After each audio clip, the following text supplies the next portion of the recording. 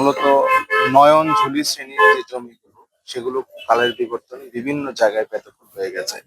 নয়ন অর্থাৎ মানে আমাদের যে চোখ, তার ঝুলি, অশ্রুর জল গড়িয়ে যে জায়গায় পড়ে সেটার নাম হচ্ছে নয়নঝুলি।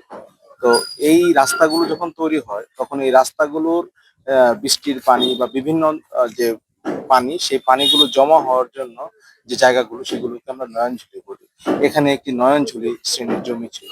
এই জমিটি কালের বিবর্তনে বিভিন্ন অবৈধ দখলকারীরা দখল করে নিয়েছিল, যার ফলে স্থানীয়ভাবে জলাবদ্ধতা সহ পানি অপসারণ বা পানি নির্গমনের বাধা সৃষ্টি হতো।